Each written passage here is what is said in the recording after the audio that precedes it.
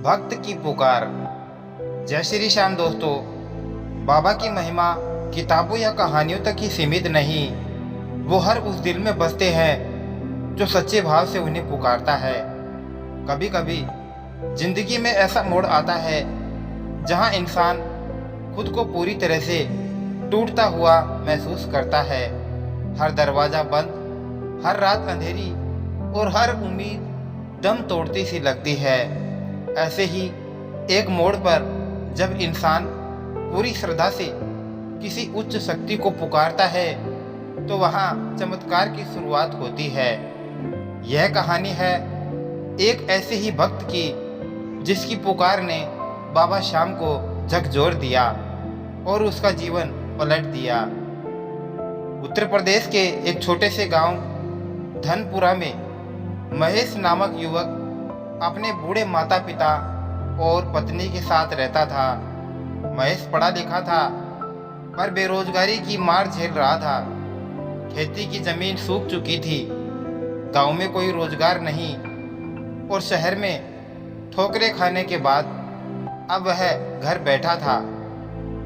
पत्नी रीना के चेहरे पर उदासी स्थायी हो गई थी और माँ बाप की आंखों में चिंता। ऊपर से 5 साल की बेटी सोनम की बीमारी ने परिवार की आर्थिक रीढ़ तोड़ दी थी। डॉक्टर ने कहा दिल में छेद है, तुरंत इलाज जरूरी है। महेश के पास ना पैसा था ना कोई सहारा। उसने साहूकारों से कर्ज मांगा, रिश्तेदारों के आगे हाथ जोड़े, पर हर जगह से निराशा ही मिली। एक दिन गांव के मंदिर में भजन कीर्तन हो रहा था।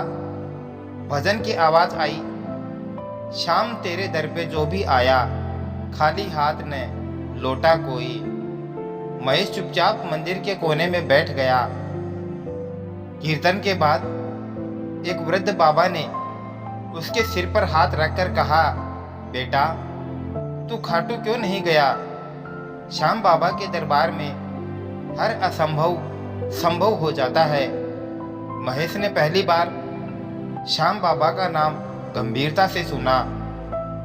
उस रात उसने बाबा श्याम की एक फोटो निकाली जो कभी भजन मंडली वाले छोड़ गए थे और आंखें बंद करके कहा, अगर तू सच में है तो मेरी बेटी को बचा दे।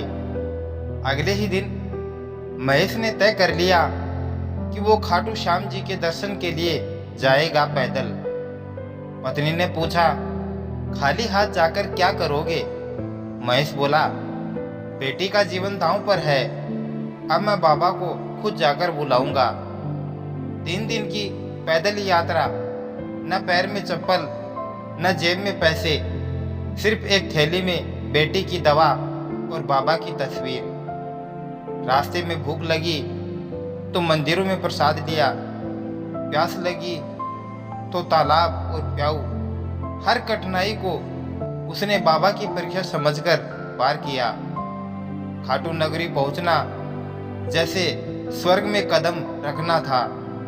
लोगों के भीड़, भजन की आवाज और भक्ति की लहर। महेश ने बाबा के दरबार में अपनी बेटी की दवा और तस्वीर अर्पित की और फूट फूट कर रो पड़ा। वो पूरी रात मंदिर के बाहर बैठा रहा। आंखें बंद की तो एक सपना आया। बाबा श्याम एक घोड़े पर सवार होकर उसके पास आए और बोले, भक्त तेरी पुकार सुनी गई, तू अब घर जा, सब अच्छा होगा। इसके बाद महेश ने अपने जीवन को बाबा की सेवा में लगा दिया। उसने गांव में एक छोटा सा कीर्तन मंडल शुरू किया और हर रविवार भजन कराने लगा। धीरे धीरे गांव के लोग उसे कीर्तन से प्रभावित होने लगे। एक दिन एक दानी सेठ ने कीर्तन सुनकर कहा, तुम बहुत अच्छा गाते हो, चलो मेरे स्कूल में संगीत सिखाओ। महेश की नौकरी लग गई। अब वह एक खुशहाल शिक्षक था और बेटी स्वस्थ। महेश नींद से जागा, दिल धड़क रहा था। जब वह घर लौटा तो पत्नी ने दरवाजा खोला और रोते हुए कहा, महेश सोनम अचानक ठीक हो गई।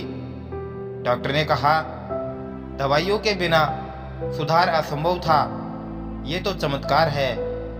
महेश ने तुरंत बाबा की तस्वीर निकाली और आंखों से लगाई। उसकी बेटी अब हंस रही थी, दौड़ रही थी। यह वही बेटी थी जो 3 दिन पहले सांस नहीं ले पा रही थी। महेश की कहानी अकेली नहीं थी। खाटू आने वाले हजारों लोगों की यही गवाही थी कि बाबा सिर्फ नाम से नहीं, कर्म से हारे का सहारा है। उनका दरबार भेदभाव नहीं करता। जाति, धर्म, गरीबी, अमीरी सब एक समान। बाबा को दिखावे की नहीं, भाव की जरूरत है। जब मन से कोई पुकारता है, बाबा उत्तर जरूर देते हैं। जब सब हार जाएं, तब शाम याद आए। महेश की कहानी हमें सिखाती है कि जब भी जीवन में कोई राह नहीं सूझे तो एक बार श्रद्धा से बाबा श्याम को याद करें। हो सकता है चमत्कार उसी पल जन्म ले। अगर आपको यह कहानी प्रेरणादायक लगी हो तो इसे ज़्यादा से ज़्यादा लोगों तक पहुंचाएं। इस कहानी को शेयर करें, बाबा श्याम के नाम का जयकारा लगाएं और दूसरों को भी बताएं कि जब भी जीवन में अंधेरा छाए, एक बार सच्चे मन से श्याम बाबा को पुकारे, वो जरूर सुनते हैं। नीचे कमेंट करें जय श्री श्याम और बताएं कि आपने बाबा श्याम का कौन सा चमत्कार अनुभव किया है। वीडियो को लाइक करें, शेयर करें और चैनल को सब्सक्राइब करें ताकि ऐसी ही और भक्तिमय कहानियाँ आपको मिलती रहे। जय श्री श्याम।